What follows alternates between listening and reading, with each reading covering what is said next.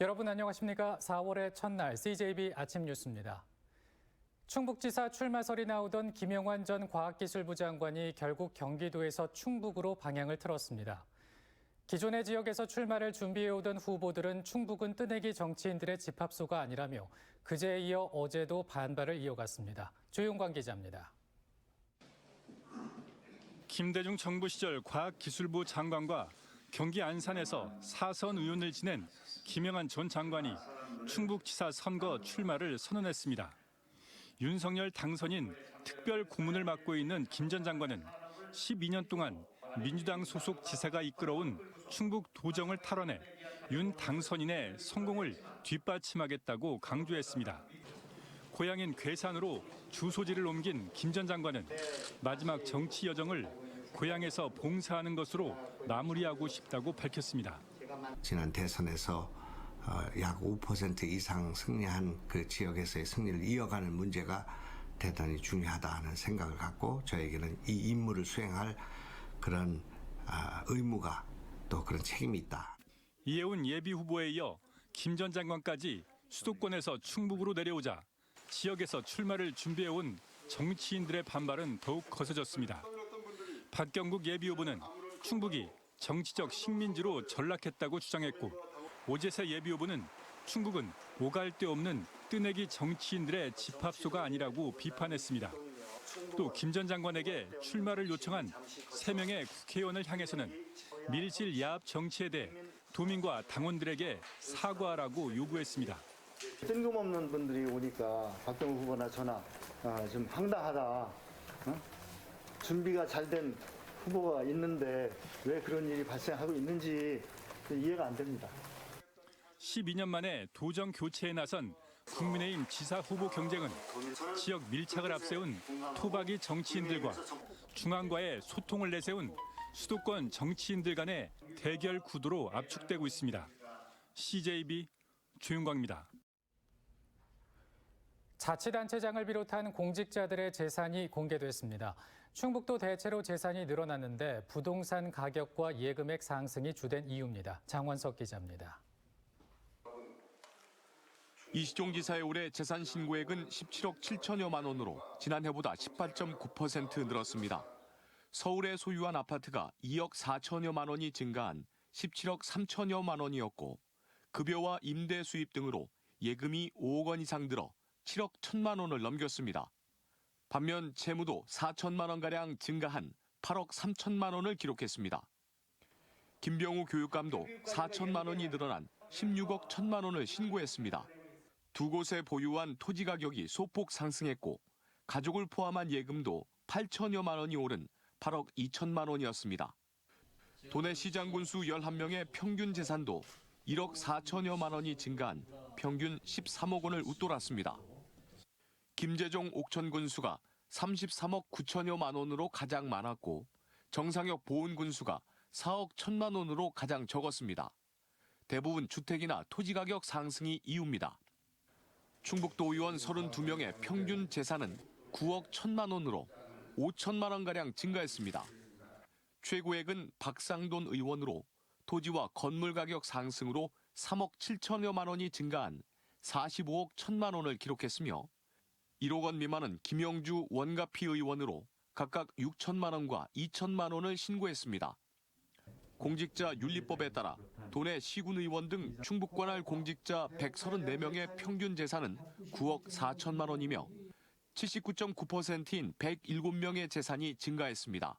CJB 장원석입니다. 민간 임대주택에 대한 분양 전환 과정에서 분양가 기준을 어떻게 산정하는 것이 합리적일까요? 현재는 민간업체 자율에 맡겨져 있다 보니 갈등이 촉발될 수밖에 없는 구조인데 제도 개선이 필요해 보입니다. 홍우표 기자가 취재했습니다. 지난 2017년 오송의 이 아파트는 분양 계약을 없던 일로 하고 임대로 전환을 했습니다. 청주의 주택시장이 얼어붙으면서 청약률이 극히 저조하자 내린 결정이었습니다. 입주한 지 2년이 다 되자 업체 측은 임차인을 대상으로 조기 매각을 추진하고 있습니다. 문제는 최근 임차인들에게 제시한 분양가입니다. 업체 측은 계약서와 모집 공고 그리고 현재 부동산 시장의 상황 등을 고려해 3.3제곱미터에 1,400만 원 선은 받아야 한다고 밝힌 것입니다. 2017년 당시 분양가는 820만 원 선이었습니다. 불과 4, 5년 만에 청주가 조종지역에 묶일 만큼 아파트 시장이 과열된 상태라지만 이 분양가라면 업체 측이 막대한 이익을 얻는다는 걸 부인할 수는 없습니다. 고분양도 이런 고분양이 없다. 청주 내에 최초 매각가가 이렇게 비싸게 나올 수는 없다라고 저는 생각이 들고요. 현재 청주시가 신규 아파트에 대해 적용하는 분양가는 3.3제곱미터당 1,070만 원 선. 하지만 민간 임대주택의 경우 청주시가 분양가에 손을 댈 수 있는 법적인 권한이 전혀 없습니다. 만약 공공임대주택이라면 분양 전환 시 복수의 감정평가와 표준 건축비 등을 근거로 분양가를 결정합니다.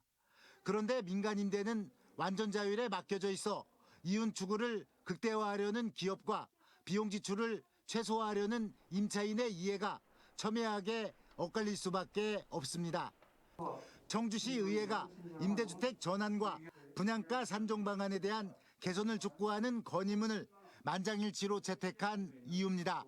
결국 해법은 법률 개정을 통한 제도 개선밖에 없다는 것입니다. 민간 임대주택의 경우는 임대사업자의 주관적이고 일방적인 분양가 책정으로 임차인들은 피눈물을 흘리며 집을 떠날 수밖에 없는 악순환이 발생하고 있습니다. 청주시의회의 건의문은 청와대와 국회, 국토교통부 등에 전달될 예정입니다. CJB 홍우표입니다. 한편 어제 열린 청주시의회 임시회 본회의에서는 10억 원의 프로축구 창단 지원금을 포함한 올해 첫 추가 경정 예산안이 가결됐습니다. 이에 따라 도비와 시비 20억 원을 확보한 청주FC는 내년 1월 창단을 목표로 연구협약서, 재정지원 확인서, 사업계획 등의 서류를 갖추어 오는 6월 한국프로축구연맹에 가입 신청을 할 계획입니다. 청주시는 도비 지원금 10억 원과 시비 10억 원 외에 추가 지원은 절대 없을 것이라고 밝혔습니다. 충북 음성군의 한 야산에서 개사체 70여 구가 무더기로 버려졌다는 보도 그제 전해드렸는데요. 경찰이 곧바로 수사에 착수했는데 인근에 위치한 동물병원에서 범행을 저지른 것으로 밝혀졌습니다. 박원 기자입니다. 야산에 방치된 70여 마리의 개 사체를 일일이 포대에 담습니다. 태어난 지 얼마 안 된 새끼부터 백골까지 쌓인 포대만 수십여 개에 이릅니다. 경찰 조사 결과 이 사체들은 사건 발생 지점에서 2km 떨어진 동물병원에서 버린 것으로 밝혀졌습니다.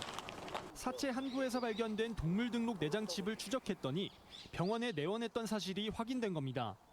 그런데 이 동물병원, 지자체가 위탁해 유기동물 보호센터로도 운영되는 곳이었습니다. 유기동물 보호센터는 유기견이 열흘이 지나도 주인이 밝혀지지 않을 경우 며칠 뒤 안락사를 하고 사체를 소각 등으로 처리합니다. 하지만 소각 비용들을 줄이기 위해 야산에 그대로 옮겨서 버린 겁니다. 동물병원 측은 모든 범행을 시인했습니다. 3번 정도 걸쳐서 안락사 처리한 강아지들을 야산에 유기했습니다. 묻어주기라도 했어야 되는데 쉽게 처리하려는 마음에 그렇게 했습니다. 죄송하게 생각하고 있습니다. 음성군은 사인을 밝히기 위해 부패가 덜 된 개 사체 5구를 농림축산식품부 검역본부로 부검을 보내기로 했습니다. 경찰도 동물병원 관계자를 소환해 개 사체 유기 경위를 파악하고 있습니다. CJB 박원입니다. 충북 예술인들의 현실을 면밀히 들여다보는 충북 예술인 실태조사가 마무리됐습니다. 예술인들은 하나같이 충북의 예술 공간이 부족하다고 지적했는데 공간 부족이 예술 활동을 위축시키고 결국 수익 감소까지 직결된다는 겁니다. 진기훈 기자입니다. 20년 넘게 활동한 한국화 작가 박진명 씨는 전시를 여는 게 하늘의 별 따기라고 말합니다. 충북에는 작품을 전시하고 판매할 수 있는 갤러리나 화廊이 거의 없다 보니 중견 작가라도 전시회 개최가 쉽지 않다는 겁니다. 화廊이 없다 보니까 미술 시장이라는 게 형성이 안 돼 있고 시장이 형성이 안 돼 있으니까 글쎄 뭐 예술로서 뭐 어떤 그게 된다? 그건 저는 거의 없다라고 저는 생각하는 편이고.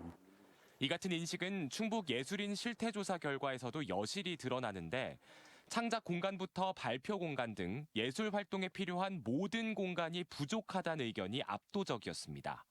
여기에 코로나 여파까지 겹쳐 계획한 예술 프로젝트가 중단되거나 취소됐다는 응답이 60%를 넘어섰고 코로나19 이후 예술 활동 소득이 22%나 감소하는 결과로 이어졌습니다.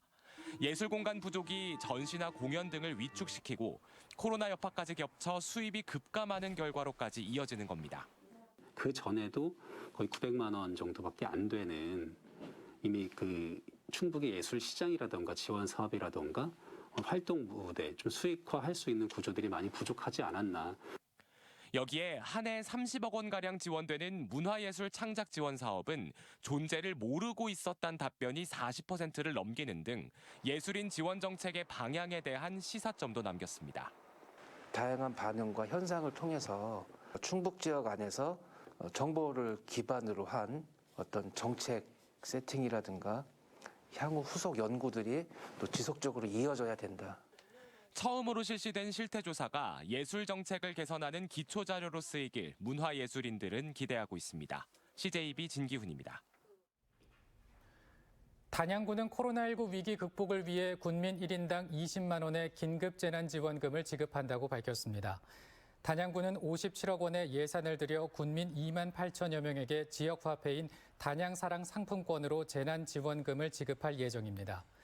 지원 대상은 2월 20일 기준 단양에 주소를 둔 주민들로 다음 달 22일까지 자신이 거주하는 읍면사무소에서 받을 수 있습니다. 제천 10경 중 하나인 천주교 배론 성지에 주차장과 로컬푸드 직매장 등이 조성됐습니다.